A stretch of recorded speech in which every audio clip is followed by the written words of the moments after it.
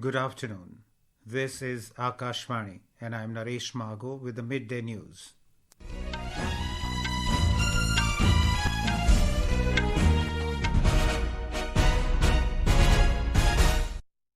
The headlines. Prime Minister Narendra Modi holds meeting with Defence and External Affairs Ministers, National Security Advisor and Tri-Services Chiefs in New Delhi. Indian Air Force says it has successfully executed its assigned tasks in Operation Sindoor with precision. Defence Minister Rajnath Singh inaugurates BrahMos Aerospace testing facility at Lucknow in Uttar Pradesh. Nation remembers contribution of scientists, engineers and technicians on National Technology Day today. IMD forecasts above normal monsoon in the country this year. And in Women's Tri-Nation ODI series, the summit clash between India and host Sri Lanka underway in Colombo.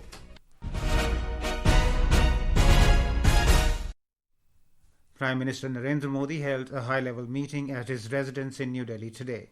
Defence Minister Rajnath Singh, External Affairs Minister Dr. S. Jaishankar, National Security Advisor Ajit Doval, Chief of Defence Staff General Anil Chauhan, Army Chief General Upendra Dwivedi, Navy Chief Admiral Dinesh K. Tripathi and Air Force Air Chief Marshal Amarpreet Singh were present.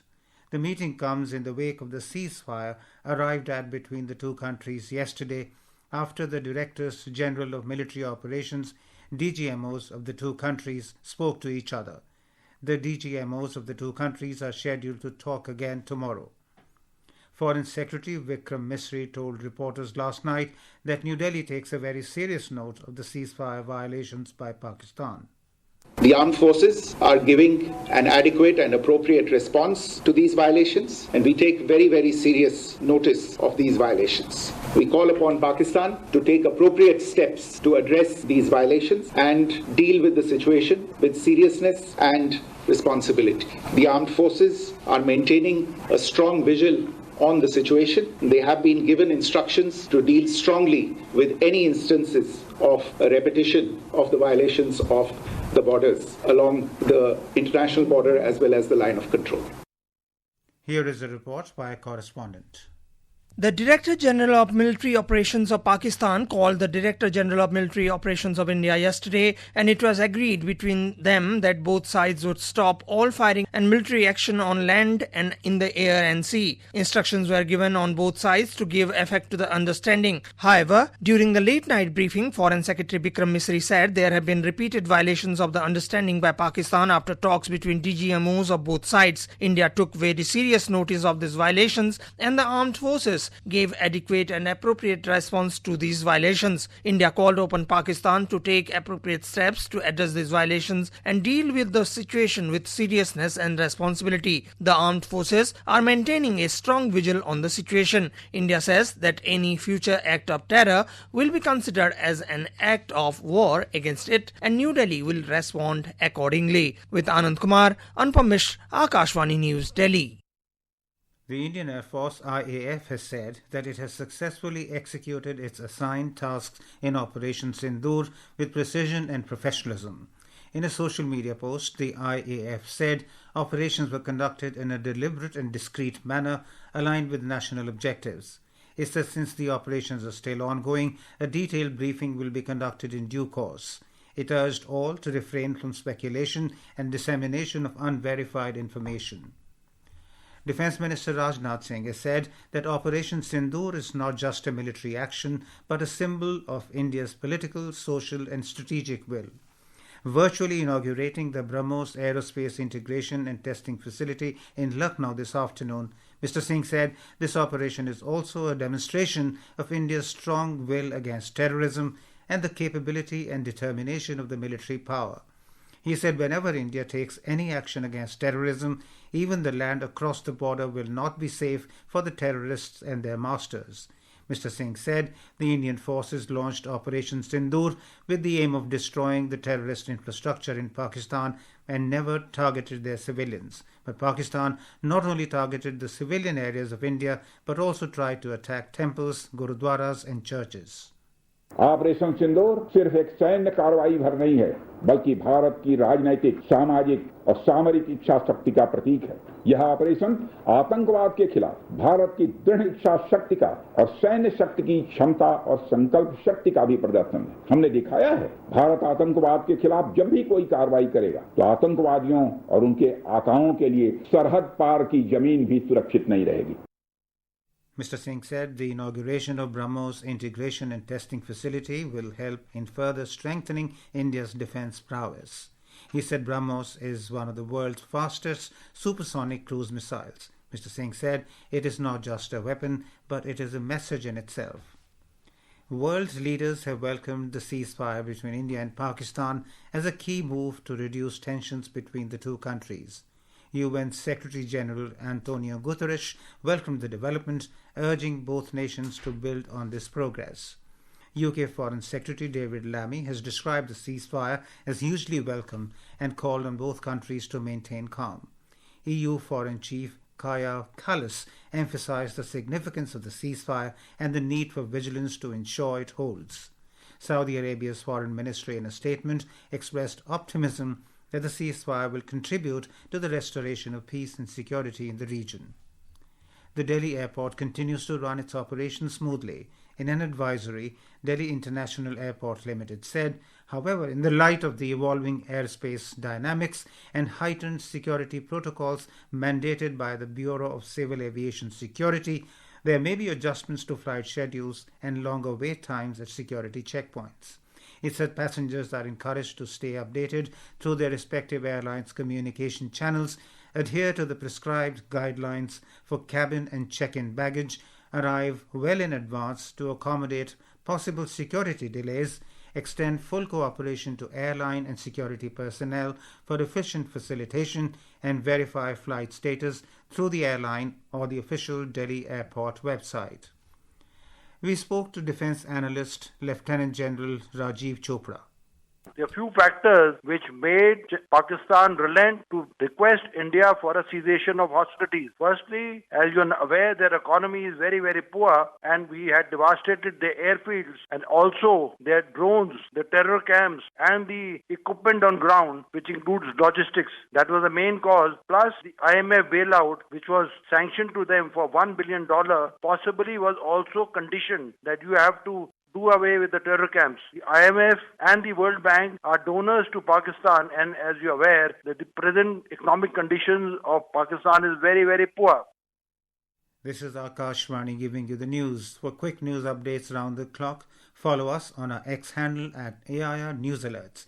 And for details of stories and more, log on to our website www.newsonair.gov.in and download News on AIR app. The India Meteorological Department IMD has announced that the southwest monsoon is likely to arrive at the Kerala coast on May 27, 5 days earlier than its usual onset date of June 1. This early arrival is expected to have a positive impact in Kharif sowing season and brighten the outlook for crops. Historically, an early monsoon has been favorable for agriculture by boosting farm production and reservoir levels. The IMD has also predicted that the 2025 monsoon could be above normal, quantitatively expected to reach 105% of the long period average. This marks the second consecutive year in which the IMD has anticipated an above normal monsoon. States forming the core monsoon zone, such as Madhya Pradesh, Rajasthan, Maharashtra, Odisha, Chhattisgarh, Uttar Pradesh and West Bengal are expected to receive normal to above normal rainfall. National Technology Day is being celebrated today. On this day in 1998, India successfully tested its nuclear bombs in Pokhran, Rajasthan. The day memorializes the contributions of scientists, engineers and innovators to India's technological expertise and the launch of India's first indigenous aircraft, Hansa-3. It also memorializes the 6th global nuclear test demonstrating India's global position. Defence Minister Rajnath Singh said that on the National Technology Day, India salutes the scientists, engineers and technicians who contribute by developing new technologies for bringing positive change in the lives of the countrymen. Mother's Day is being celebrated across the world today.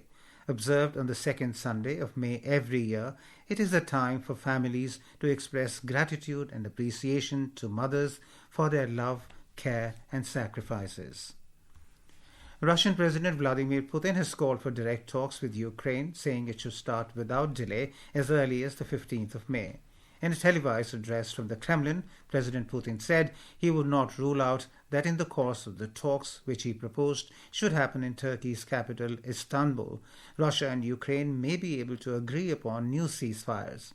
The Russian leader said he would speak to Turkish President Recep Tayyip Erdogan today to discuss the details. Kyiv has not commented on the proposal from Putin. During his statement, Putin also accused Ukraine of having repeatedly failed to respond to the 3 ceasefire proposals from Moscow. Ukraine has previously said Russian attacks continued throughout these periods. Russia has made similar claims about Ukraine. President Putin's statement comes hours after European leaders, including UK Prime Minister Sir Keir Starmer and French President Emmanuel Macron, held talks in Ukraine with President Volodymyr Zelensky in an attempt to put pressure on Russia to agree to a 30-day ceasefire, threatening Moscow with massive sanctions if it refuses. Iranian Foreign Minister Sayed Abbas Araghchi has said Iran will not back down on its nuclear rights in the negotiations with the US. The statement comes as the two countries are set to hold a new round of nuclear talks in Oman today. Speaking at the 4th Arab-Iranian Dialogue Conference in Doha yesterday, Mr. Araghchi reiterated that Iran has always been a committed member of the Nuclear Non-Proliferation and maintains its right to the peaceful use of nuclear energy, including uranium enrichment. He affirmed that Iran is not seeking nuclear weapons and weapons of mass destruction have no place in his country's security doctrine. Moving on to sports, in Khelo India Youth Games, Maharashtra continue to hold the top position in the medals tally with a haul of 74 medals, including 27 gold and 22 silver. Karnataka are at the second position with 39 medals, including 14 gold and 19 silver, and Rajasthan have maintained the third position in the medals tally. Rajasthan have won 23 medals, including 11 gold and 4 silver. Today is the 8th day of the Games, and several new events like boxing, wrestling, yogasan and fencing are being held at different venues. After Gatka, the second martial art game, Kalaripayattu, also started today. Our correspondent reports that the events of hockey are being played in Rajgir Sports Complex and football matches at Begusarai.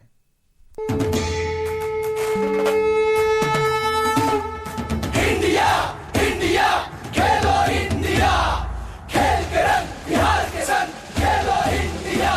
7th edition of the Khelo India Youth Games has brought several achievements for the host state, Bihar. After garnering 2 more medals, Bihar became the overall champion in the Sepak Takraw events. In this discipline, Bihar fetched a total 7 medals, including 1 gold and 5 silver. With this, the Bihar team has moved up to the 15th position in the medal tally with 19 medals. The Khelo India Youth Games has so far witnessed new records and splendid performances from different participating states. Dharmendra Kumar Rai, Akashvani News, Patna.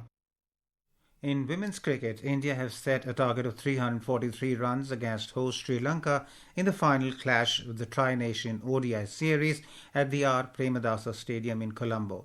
Earlier opting to bat after winning the toss, India posted 342 for the loss of 7 wickets in stipulated 50 overs. And now, before we end the bulletin, the headlines once again. Prime Minister Narendra Modi holds meetings with Defence and External Affairs Ministers, National Security Advisor and Tri-Services Chiefs in New Delhi. Indian Air Force says it has successfully executed its assigned tasks in Operation Sindoor with precision. Defence Minister Rajnath Singh inaugurates BrahMos Aerospace testing facility at Lucknow in Uttar Pradesh. Nation remembers contribution of scientists, engineers and technicians at National Technology Day today. IMD forecasts above normal monsoon in the country this year, and in Women's Tri-Nation ODI series, the summit clash between India and host Sri Lanka underway in Colombo. And with that, we end the Midday News.